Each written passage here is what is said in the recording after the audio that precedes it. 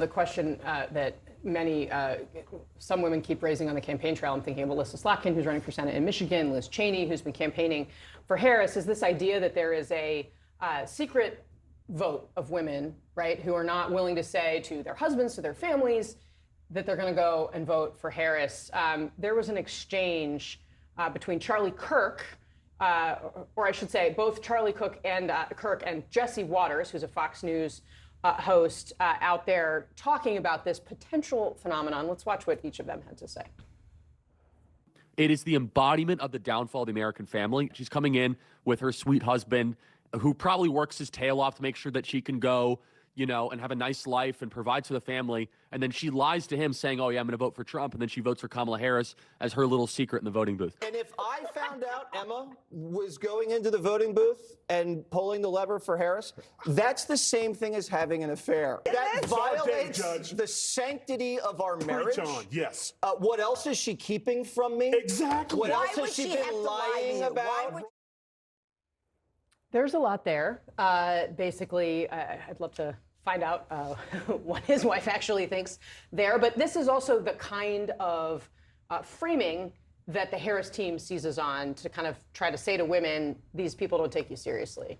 Yeah, I mean, former First Lady Michelle Obama made this argument pretty explicitly when she campaigned with Harris, telling women, your vote is secret and private to you.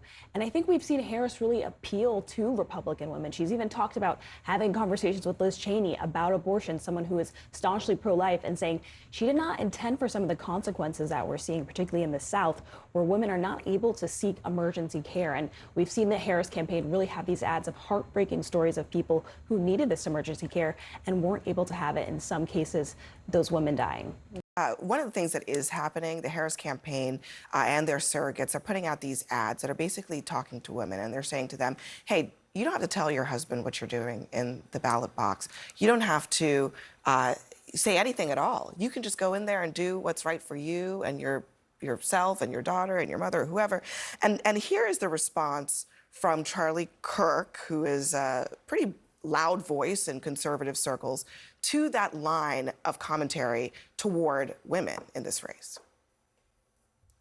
She needs people to basically lie to their husbands, which they are promoting, by the way, which I find that entire advertising campaign so repulsive. This wife is wearing you'll show it, wearing the American hat. She's coming in with her sweet husband, who probably works his tail off to make sure that she can go, you know, and have a nice life and provides for the family. And then she lies to him saying, oh, yeah, I'm going to vote for Trump. And then she votes for Kamala Harris as her little secret in the voting booth. Kamala Harris and her team believe that there will be millions of women that undermine their husbands and do so in a way that it's not detectable in the polling. I don't even know what I just listened to. I mean, that's just so cringeworthy to hear that. And this notion of Donald Trump being chief protector of women is like trying to pitch to a crowd 1 + 1 = 5. I mean, he does not have a life story that says he's been very good to women across his lifespan. This whisper caucus that you speak of, I'm running into in Pennsylvania, North Carolina, Wisconsin, Georgia, this whisper caucus that consists of Republican women that are sick and tired of listening to this, sick and tired of being felt less than, sick and tired of being talked down to by Donald Trump and other Republican supporters of Donald Trump. And so I think you're going to see this whisper caucus show up. And they're not whispering. Hopefully, they're not whispering because they don't want their husbands to hear. Certainly, they should have adult conversations with anybody they want to have them with. But they're having a whisper caucus because they're part of the whisper caucus because they just know in their core what the right thing to do is. It's not to send Donald Trump back for another 4 years. Well, why do they have to have conversations at all? None of us have to have conversations. If we want to keep our vote private, we can. And this idea that voting your conscience is undermining your husband, it's like, what century?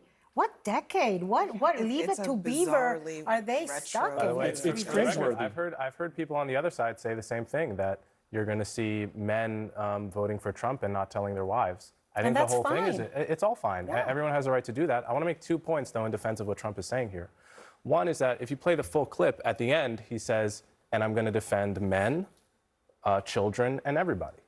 And to me, of all the crazy things Trump has said, this just strikes me as such an innocuous comment when viewed in its full context. But you're not defending men. You're not defending men or children when you take back the healthcare rights of their wives, of their sisters, of their mothers. The people that have abortions in America are largely mothers who've already got children. It's not feckless teenagers.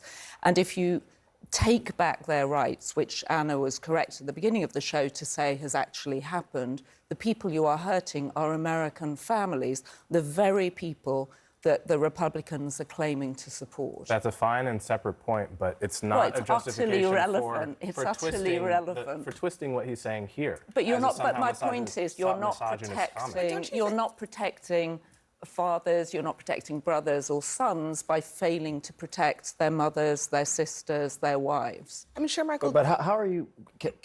Can I interject? Well, I'm just curious. Okay. I mean, I hear you saying that he was talking generally about protecting everybody in America, but it is also about the way that he was saying it. It came across as patronizing, and it almost seemed like he knew that. That's why he himself, he said what was in his head, which is that this is going to sound bad, but I'm going to say it anyway. No, I mean, he says regardless of whether or not women want it. It may be silly.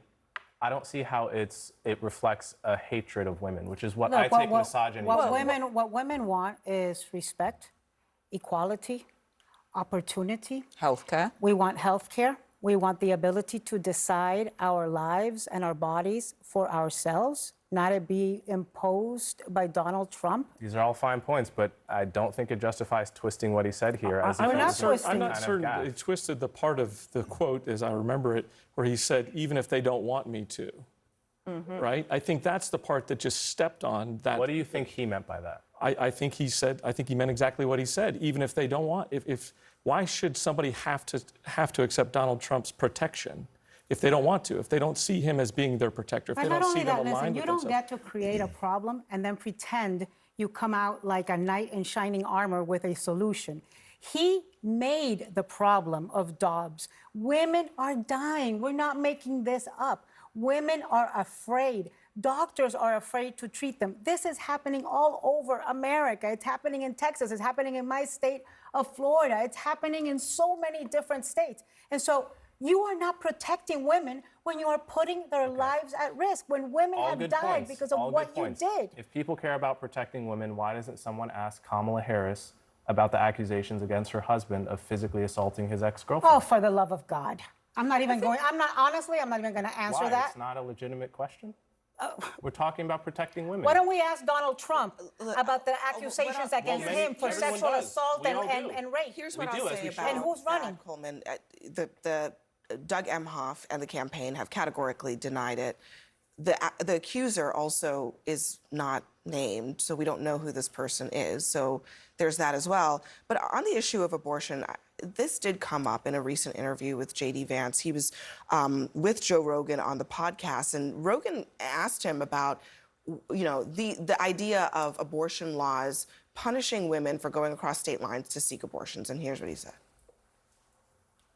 I'm concerned with this idea that you could be prosecuted for it in your state for doing something that's legal somewhere else. I don't like the idea, to be clear. I've not heard of this maybe as like a possibility, but not as something that actually exists in the law. But I've not heard of somebody being arrested, and I don't like the idea of arresting people for moving about the country. I haven't heard of them doing it either. I've heard of the discussion. I've heard it as a threat. The reason he's heard of it as a threat is because he himself raised the possibility. He's right. There are no laws that actually do that yet. But here's what he said just a couple years ago about this very topic. Let's say Roe versus Wade is overruled. Ohio bans abortion, in 2022 or let's say 2024. And then, every day George Soros sends a 747 to Columbus to load up disproportionately Black women to get them to go have abortions in California. And it's like, if that happens, do you need some federal response to prevent it from happening? Because it's really creepy. And, I'm pretty sympathetic to that, actually. I mean, once again, it's J.D. Vance versus J.D. Vance on this. But this is why abortion is a central issue in this campaign. Yeah, sure. But look, it's not a strong suit for Republicans. Again, we've lost the suburbs, reliably strong, red, whether it's the women there or some of the men, more business guys, sort of chamber of commerce, as we used to refer to them. It's going to make it harder, right? And I think Trump has seen some benefit, however, with sort of low propensity voters. Now, the jury's still out on whether or not his campaign can turn those folks out next week.